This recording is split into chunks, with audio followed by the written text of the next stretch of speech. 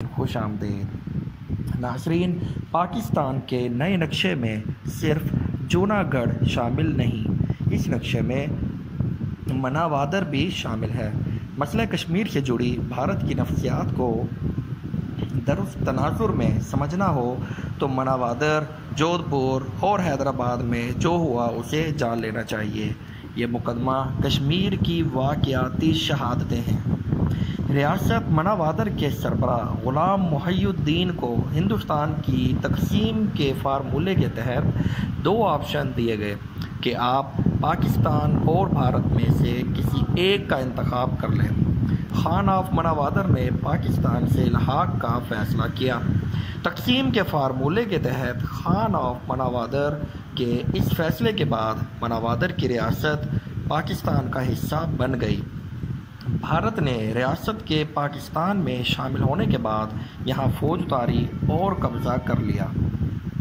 چند چیزیں اہم ہیں۔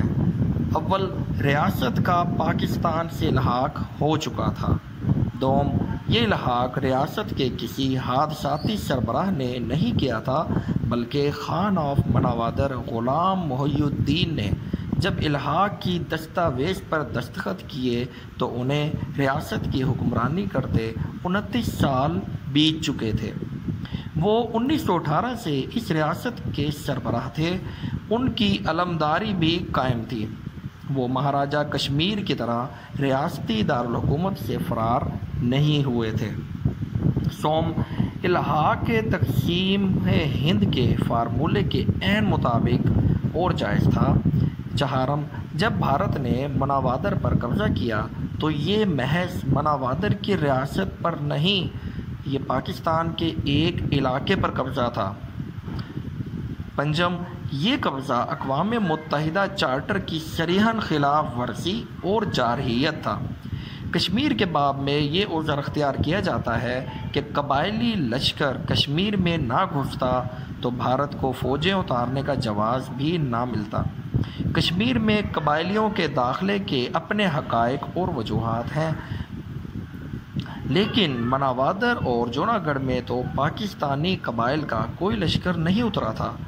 یہاں بھارت نے کیوں فوج کشی کر دی؟ ہمارا تو یہاں کوئی فوجی بھی نہیں تھا۔ کشمیر کی طرح یہاں کوئی بغاوت بھی نہیں ہوئی، کسی ہندو کے خلاف کوئی کارروائی بھی نہیں ہوئی، اور ریاست کے جائز اور موجود حکمرانوں نے الحاق کا فیصلہ بھی کر لیا، لیکن اس کے باوجود بھارت نے لشکر کشی کر دی۔ قبضے کے بعد بھارت نے وہاں ایک عدد استصواب رائے کرایا۔ یہ استصواب رائے اس عالم میں ہو رہا تھا کہ ریاست کا 30 سال حکمران رہنے والا جائز اور قانونی خان بھارت نے گرفتار کر لیا۔ خان آف مناوادر کو بھارت کی قید سے اس وقت رہائی ملی جب لیاقت نہرو پیکٹ ہوا۔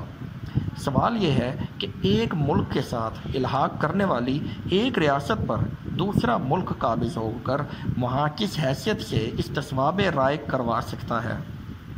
اس کے ساتھ ایک سوال یہ بھی ہے کہ تقسیم ہند کے فارمولے کے عین مطابق جب والی ریاست نے الحاق کر دیا تو اس الحاق کی تنسیخ کا اختیار بھارت کو کس قانون نے دیا تھا؟ حیدرآباد میں کیا ہوا؟ نظام آف حیدرآباد کو فیصلے میں تعامل تھا۔ نظام کی پہلی ترجیح یہ تھی کہ اس کی ریاست آزاد حیثیت برقرار رکھے۔ دوسری ترجیح پاکستان کے ساتھ الحاق تھا، وہ ابھی پہلے آپشن کے لیے کوشاں تھا۔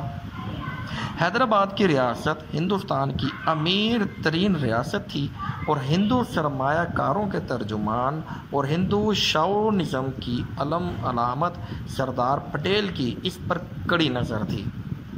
بھارت کے عزائم کو محسوس کرتے ہوئے حالات کی نزاکت کے تحت اس نے اقوام متحدہ کے چارٹر کے آرٹیکل 35 کی ذیلی دفعہ 2 کے تحت سلامتی کونسل کو لکھا کہ یہاں تنازع کی کیفیت پیدا ہو سکتی ہے اور امن و سلامتی کو خطرہ لاحق ہو سکتا ہے، اس لیے اقوام متحدہ اپنا کردار ادا کرے۔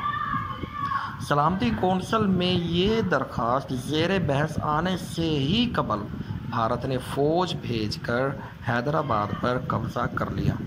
سوال یہ کیا تقسیم برصغیر کے فارمولے اقوام متحدہ کے چارٹر اور انٹرنیشنل لاء کی دیگر دستاویزات کے مطابق کیا بھارت کے اس اقدام کا کوئی قانونی جواز پیش کیا جا سکتا ہے؟ جودھ پور کا راجہ بھی پاکستان کے ساتھ شامل ہونا چاہتا تھا۔ پاکستان کے ساتھ الحاق کے لیے اس کے معاملات طے ہو رہے تھے، لیکن اسے باقاعدہ دھمکایا گیا، اور یہ دھمکی صرف سردار پٹیل کی جانب سے ہی نہیں دی گئی بلکہ بھارت کے پہلے governor general lord Mountbatten بھی اس کام میں سردار پٹیل کے ساتھ تھے۔ ناظرین، ابھی آپ کو پتہ چل گیا ہوگا کہ پاکستان کے پہلے گورنر جنرل قائد اعظم محمد علی جناح کیوں بنے گئے۔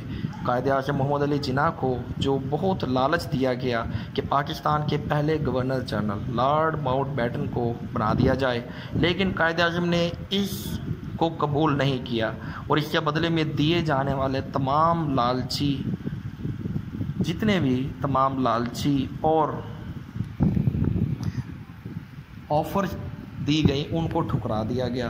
History of the integration of Indian states میں وی پی مینن لکھتے ہیں کہ ماؤنٹ بیٹن نے مہاراجہ جودھ پور کو کہا کہ پاکستان کے ساتھ الحاق کا فیصلہ کرنے کی صورت میں انہیں سنگین نتائج بھگتنا ہوں گے، کیونکہ ماؤنٹ بیٹن کے خیال میں جودھ پور کا پاکستان سے الحاق تقسیم کے اس اصول کے خلاف تھا جو مسلم اور غیر مسلم آبادی کے تصور پر کھڑا تھا۔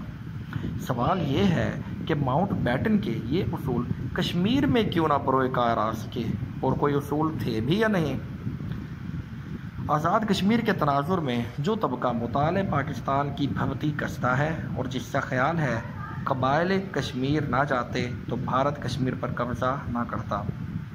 قبائل کشمیر سے مراد جہادی قبائل جو کشمیر گئے تھے، یہ ان کی بات کی جا رہی ہے۔ کہا جاتا ہے کہ قبائل کشمیر نہ جاتے تو بھارت کشمیر پر قبضہ نہ کرتا۔ انہیں قبائل کے کشمیر میں گھسنے کے سیاق و سباق کو بھی سمجھنا چاہیے، اور جونا گڑھ، مناوادر، جودھ پور اور حیدرآباد کا منظرنامہ سامنے رکھ کر پوری تصویر کو بھی دیکھ لینا چاہیے۔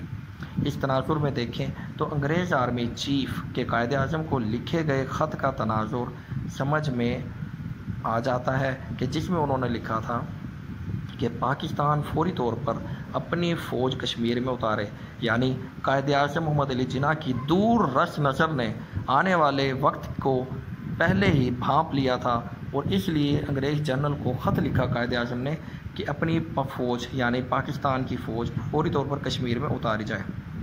ان کا کہنا تھا کہ بھارت جنوب میں بھمبر، میرپور اور پونچھ، اور شمال میں مظفر آباد اور کوہالہ تک کے علاقوں پر قبضہ کرنے کے لیے بڑھ رہا ہے۔ اگر وہ بھمبر اور میرپور تک پہنچ جاتا ہے تو گویا وہ دریائے راوی اور چناب کی رکاوٹیں عبور کر چکا ہوگا، اور جہلم کا پل اس کی دست رس میں ہوگا۔ قائد اعظم کہ پاکستان اور اس کے درمیان کوئی قدرتی رکاوٹ حائل نہیں ہوگی۔ یہی نہیں بلکہ منگلا ہیڈ ورکس کے پانیوں پر بھی بھارت کا قبضہ ہوگا۔ یہ قبضہ ہو گیا تو پنجاب کے کئی اضلاع اس کے رحم و کرم پر ہوں گے۔ اب پاکستان نے جونا گڑھ کے ساتھ مناوادر کو بھی اپنے نئے نقشے میں شامل کر دیا ہے۔ یہ وہ دعویٰ ہے جو انٹرنیشنل لاء کی روشنی میں ثابت شدہ ہے۔ قانونی اعتبار سے ان دونوں ریاستوں پر پاکستان کے دعوے کو جھٹلایا ہی نہیں جا سکتا، کیونکہ یہ ریاستیں ایک جائز اور مسلمہ قانونی عمل کے ذریعے پاکستان کا حصہ بنی تھیں، اور ان پر بھارت نے غاصبانہ قبضہ کر لیا تھا۔ ان ریاستوں پر دعویٰ ایک عزم بھی ہے اور تذکیر بھی۔ ہماری نسل کو معلوم ہونا چاہیے حقائق کیا تھے۔ انہیں معلوم ہونا چاہیے کہ کشمیر کے باب میں جو ملامتی بیانیہ پیش کیا جاتا ہے، علم اور حقیقت کی دنیا میں اس کا کوئی اعتبار نہیں۔ ان ریاستوں کے معاملے میں بھارت کا کردار اور رویہ مسئلہ کشمیر کی تفہیم میں بھی مددگار ثابت ہو سکتا ہے۔ یہ مقدمہ کشمیر کی واقعاتی شہادتیں بھی ہیں۔